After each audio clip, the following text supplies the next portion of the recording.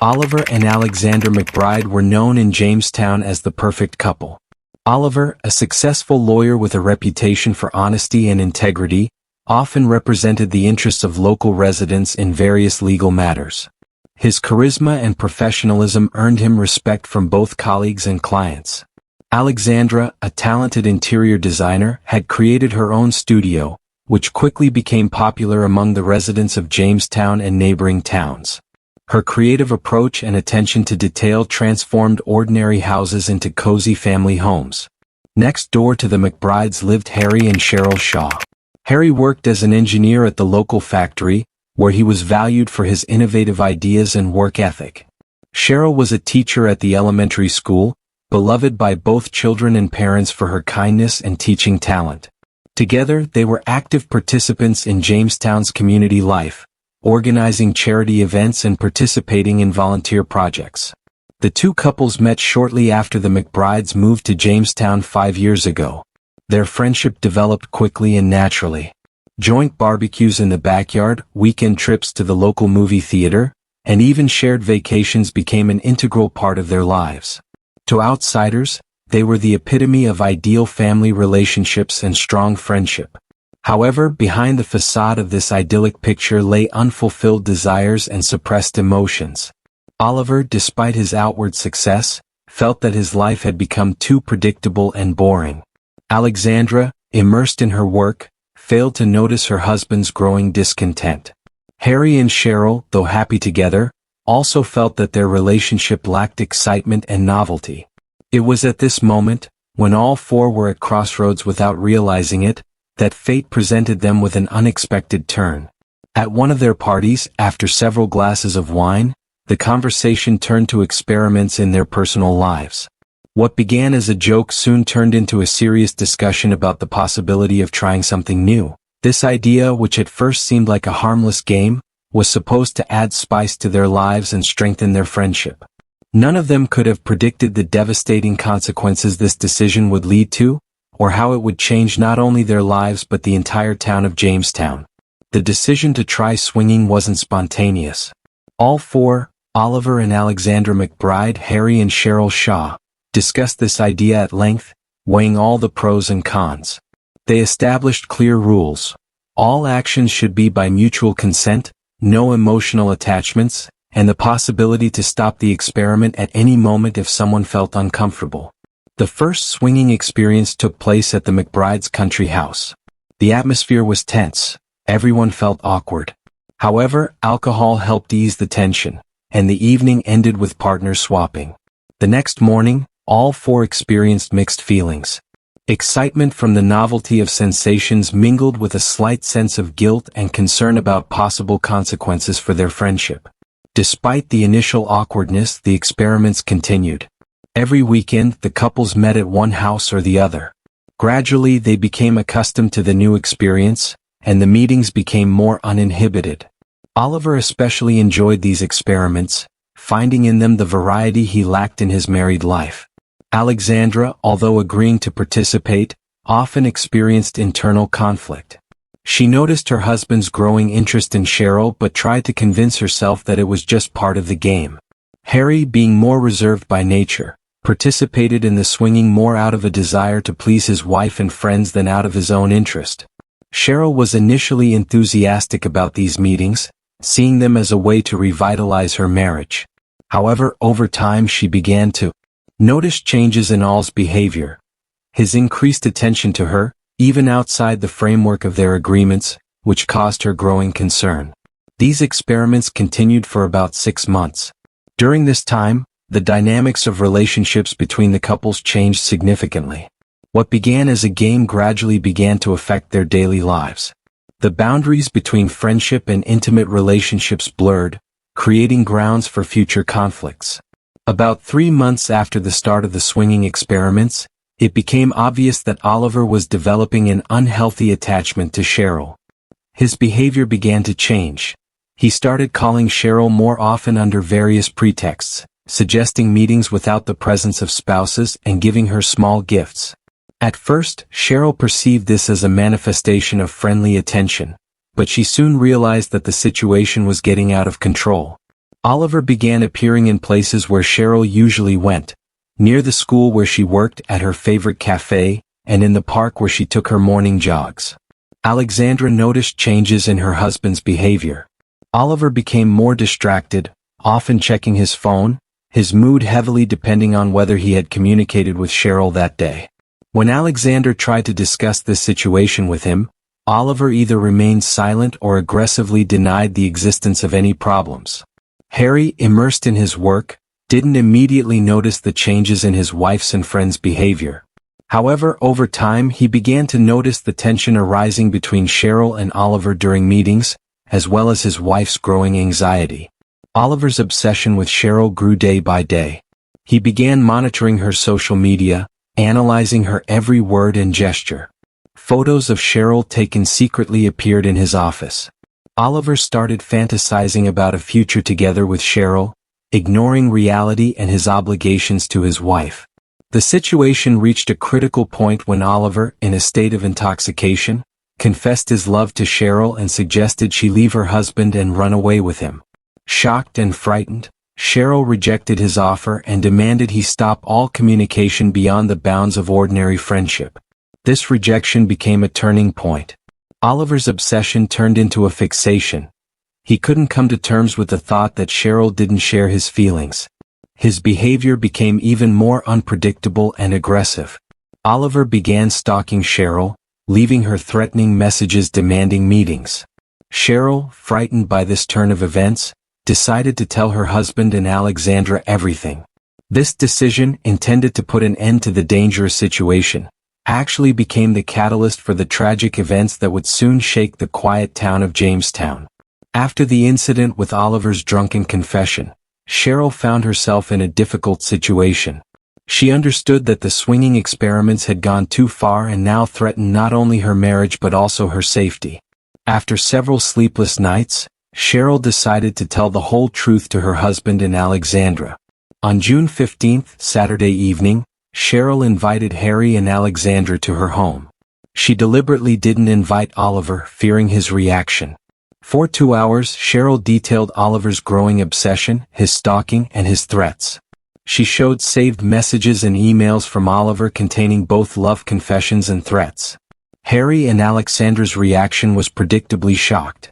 Harry, usually calm and reasonable, barely contained his anger, while Alexandra, pale and confused, couldn't believe her husband was capable of such behavior. After the initial shock, both couples began to discuss how to proceed. A unanimous decision was made to immediately stop all swinging experiments. Harry insisted on going to the police, but Cheryl and Alexandra were against it, fearing a scandal in the small town. Instead, they decided that Alexandra would talk to Oliver and demand that he stop all communication with Cheryl. The next day, June 16, Alexandra had a difficult conversation with Oliver. She told him about the meeting with Cheryl and Harry, showing evidence of his stalking. Oliver first denied everything, then tried to justify himself, talking about his feelings for Cheryl. The conversation ended with Alexandra issuing an ultimatum. Either Oliver stops all communication with Cheryl and starts seeing a family psychologist, or she files for divorce. Oliver outwardly agreed to his wife's demands, but his inner state was far from calm. He felt he was losing control of the situation and that Cheryl had betrayed him by telling everyone of his obsession. Mixed with feelings of humiliation and anger, these emotions began to take dangerous forms. Over the next week, the situation seemed to have stabilized. Oliver didn't contact Cheryl and started seeing a psychologist. Cheryl and Harry were gradually returning to normal life, hoping that the worst was behind them. However, this was the calm before the storm. On June 23, late in the evening when Harry was on a business trip, Oliver appeared at Cheryl's house. He was heavily intoxicated and overcoming Cheryl's resistance, he broke into the house. A fierce argument ensued, during which Oliver accused Cheryl of betrayal and of ruining his life and marriage. Neighbors hearing the screams called the police. However, by the time the patrol car arrived, the house was already quiet. The police officers, after knocking on the door and receiving no answer, decided that the argument had ended and left, making a note in the log about a domestic dispute. The next morning, June 24th, Harry, returning from his business trip, found that Cheryl wasn't answering her phone. Worried, he went home and found his wife's body in the living room. Signs of struggle indicated that a violent murder had occurred. The police were called immediately. Detective Jane Mitchell, an experienced investigator of particularly serious crimes, led the investigation. The initial examination of the crime scene revealed signs of struggle, broken furniture, and traces of blood. The murder weapon, according to preliminary data, was a heavy table lamp. Harry was the first suspect, as is often the case in domestic violence situations. However, his alibi, a business trip to another city, was quickly confirmed. The next logical step was to question the neighbors and check on Oliver McBride. Detective Mitchell was surprised when she learned about the police call the previous evening. She immediately requested records of calls to 911 and the patrol report. This information, combined with the testimony of neighbors who heard the argument, made Oliver the main suspect. When the police arrived at the McBride's house to question Oliver, they discovered he had disappeared. Alexandra, pale and confused, reported that her husband hadn't spent the night at home and wasn't answering her calls. This only intensified the police's suspicions. A large-scale search for Oliver McBride began. His photograph was distributed in the media and roadblocks were set up. The quiet town of Jamestown found itself at the center of a real crime drama that shocked all its residents. While the police were launching a massive search for Oliver McBride, he was much closer than anyone could have imagined. After committing the murder, Oliver, overcome with panic, returned home. Alexandra, waking up from the noise, found her husband in a state of severe emotional distress, with blood-stained clothes. Alexandra's initial shock quickly turned into a determination to protect her husband. Despite the horror of what had been done, years of living together and perhaps a distorted sense of loyalty made her act. Together they developed a plan to cover up the crime. Alexandra helped Oliver get rid of the blood-stained clothes, burning them in the fireplace. They thoroughly cleaned Oliver's car of any possible traces. Provided her husband with an alibi, claiming that he had been home all night but was sleeping soundly after taking sleeping pills. The next morning, when the police arrived for questioning, Alexandra played the role of a concerned wife, stating that her husband had left early in the morning without saying where he was going. This statement was part of their plan to buy time and divert suspicion. Oliver, at this time, was hiding in the attic of their house, the existence of which few people knew about. He spent several days there while Alexander supplied him with food and information about the progress of the investigation. In parallel, Alexander began creating false evidence, hinting that Oliver might have left town. She used his credit card to make an online hotel reservation in a neighboring state and bought a bus ticket heading in the same direction. Detective Jane Mitchell, who led the investigation, felt from the very beginning that something didn't add up in this case. Oliver's disappearance seemed too convenient, and Alexandra's behavior raised suspicions. Mitchell began by thoroughly examining the past of both families. She discovered information about their swinging experiments, which shed light on a possible motive for the murder. Interviews with Oliver and Cheryl's friends and colleagues confirmed Oliver's growing obsession. The detective also noticed inconsistencies in Alexandra's testimony. Surveillance cameras didn't record Oliver's departure from the house on the morning he allegedly disappeared. Moreover, analysis of credit card usage and ticket booking showed that these actions were performed after Oliver's supposed disappearance. Mitchell organized round-the-clock surveillance of the McBride's house. Agents watching the house noted Alexandra's strange behavior. She regularly went up to the attic with trays of food despite living in the house alone. On June 28, 4 days after the murder, Mitchell obtained a warrant to search the McBride's house. During the search, Oliver was discovered in the attic. He didn't resist arrest, looking exhausted and depressed. Alexandra was also arrested on charges of accessory to murder after the fact and obstruction of justice. During interrogation, she confessed to her role in covering up the crime, explaining her actions as love for her husband and shock from what had happened.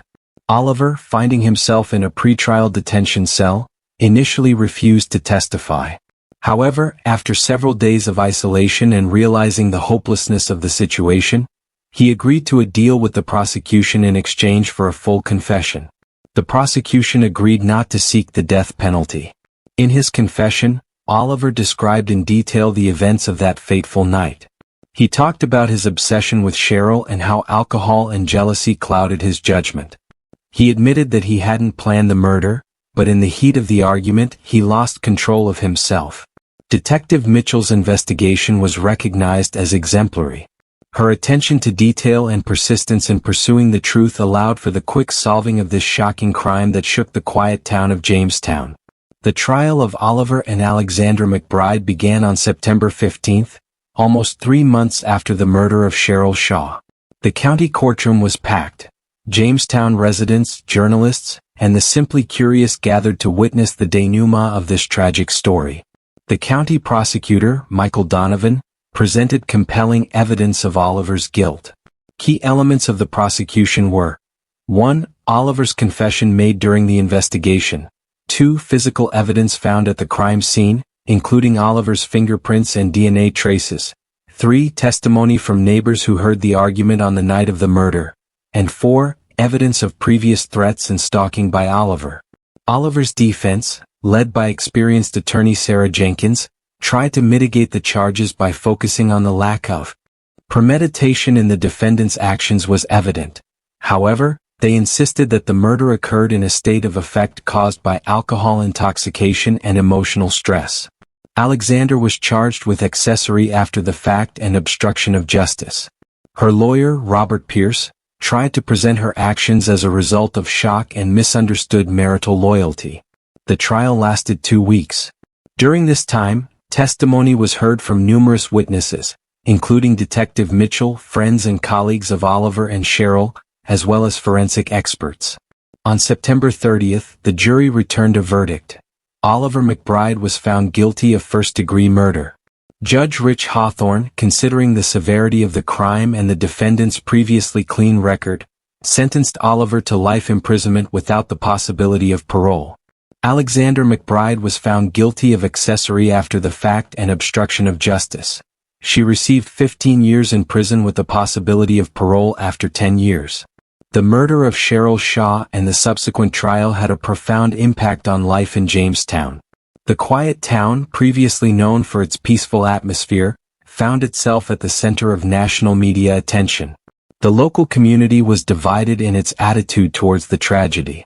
Many expressed sympathy for the Shaw family and condemned the actions of the McBrides. Others, knowing Oliver and Alexandra as respected members of society, experienced mixed feelings, trying to reconcile their previous perceptions of them with the horror of the crime committed. Harry Shaw, having lost his wife and friends, was left alone, trying to pick up the pieces of his shattered life. He sold the house, too full of painful memories, and moved to another city to start anew. The local authorities of Jamestown, concerned about the negative attention to the town, initiated a series of community programs aimed at strengthening community ties and raising awareness about domestic violence and healthy relationships. The school where Cheryl worked organized a memorial fund in her name to support children from disadvantaged families. This became a way to honor the memory of a beloved teacher and an attempt to extract something positive from the tragedy. The tragedy in Jamestown served as a stark reminder of how quickly lives can be destroyed when passions spiral out of control. The story of Oliver and Cheryl demonstrated how dangerous it can be to mix personal relationships and experiments in intimate life without clear boundaries and open communication. The McBride case also raised important questions about the nature of obsession and how society can better recognize and respond to signs of unhealthy relationships. Many in Jamestown wondered if this tragedy could have been prevented if someone had noticed the warning signs in time. Detective Mitchell's work was recognized as exemplary and was used as educational material for young investigators. Years after these events, Jamestown gradually returned to its former quiet life. However, the memory of the tragedy remained, serving as a constant reminder that even in the quietest and most prosperous places, dark secrets can lurk, in highlighting the importance of vigilance and mutual support in the community.